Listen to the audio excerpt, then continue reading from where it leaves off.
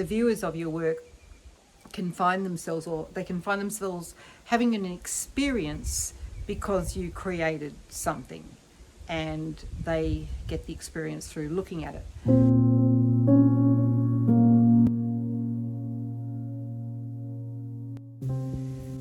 Somebody down here wants more din-dins. There's actually a llama over there, not an alpaca. See that guy there? That's a llama, a proper one. So, alpacas.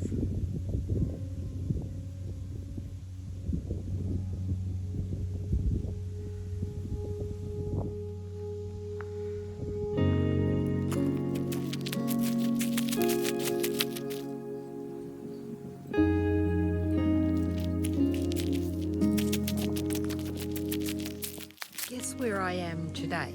I'm at Carrick Reach, which is right up, not that far out of Denmark on Scottsdale Road, well, off Scottsdale Road, but it's a beautiful property, and I'm staying here for about a number of days, and I'm about to go for a walk in a little forest trail. I'm going in there. Where is it? I'm going in there. So I'll take you for a little walk. Come on.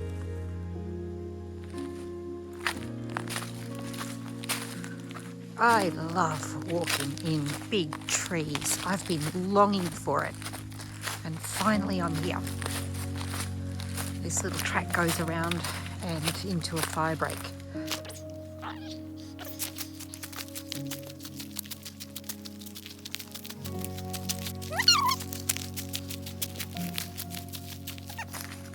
Oh,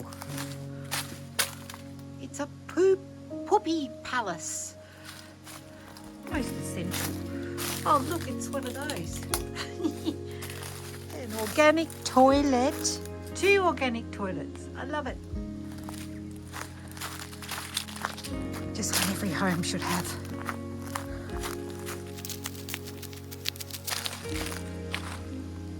You can just hear the wind rustling through the treetops. How cliche. Right, which way? That way? I know I shouldn't go that way. I'll go there tomorrow, but today I'll behave myself.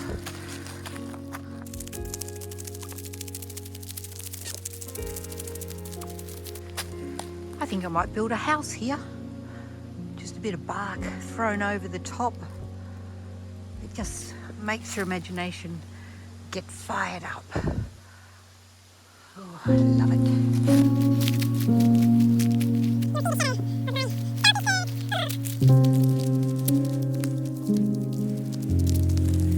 It's about 4:30 p.m.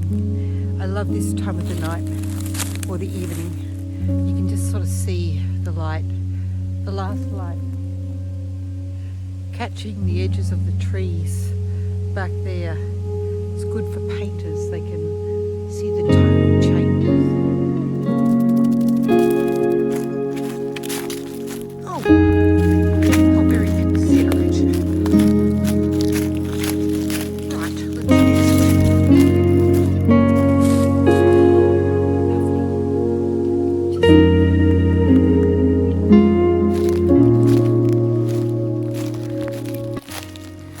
I love fence posts.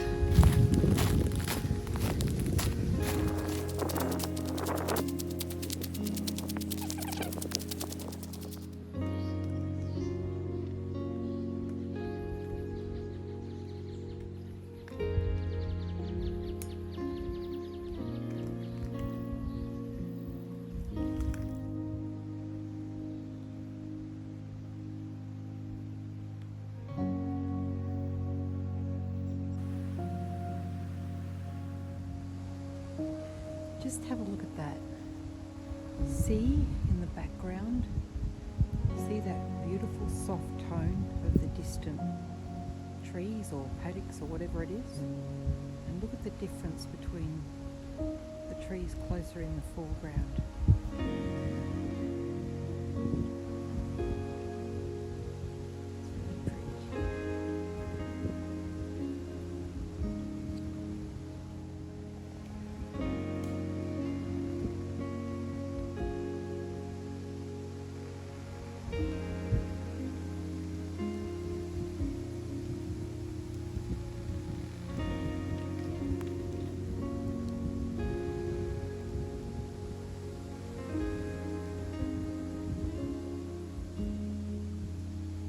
the background I can hear like a squeaky wooden door.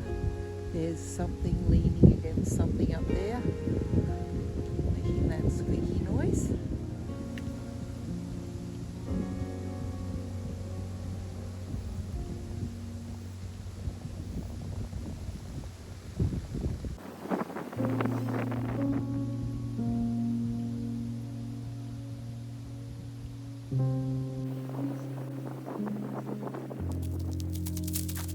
Just look at that blue. That's real. Incredible, isn't it?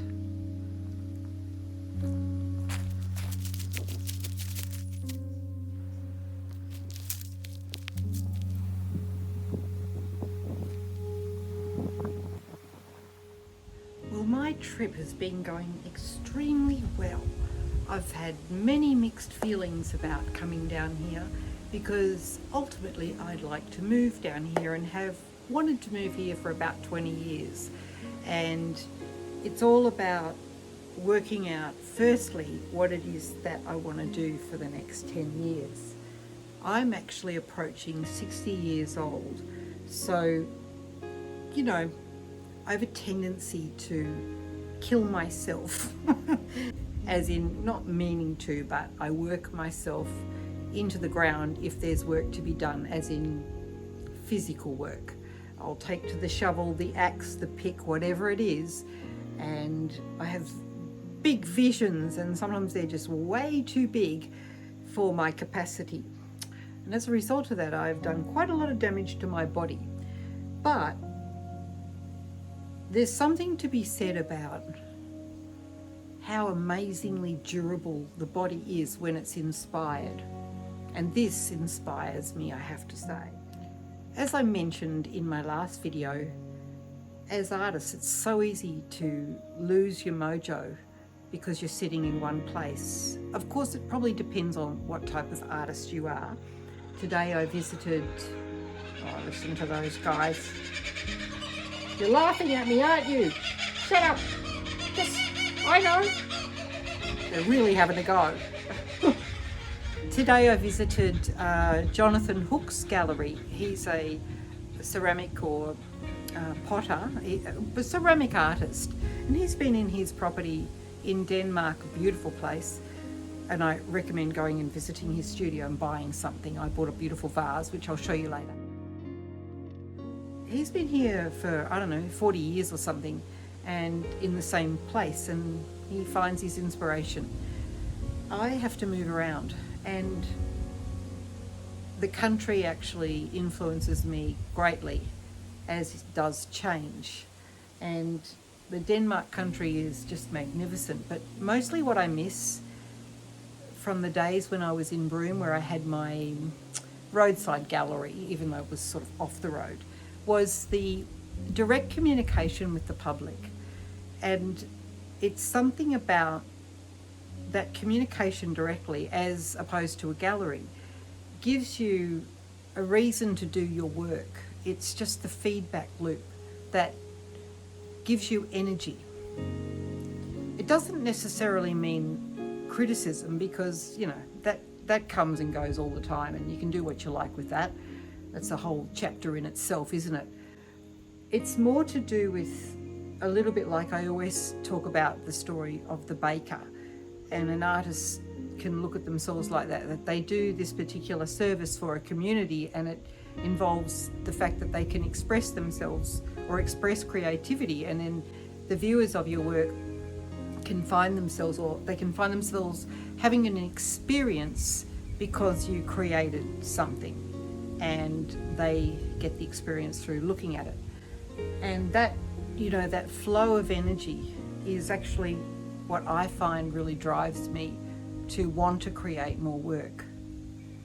I mean, right now I'm in a beautiful property which I've built up myself, but it's actually a suburb in the Perth Hills, and as ideal as it is, it's almost like I catch myself just gazing out the window thinking, why bother? You know, it's like I feel like I'm in a retired luxurious resort.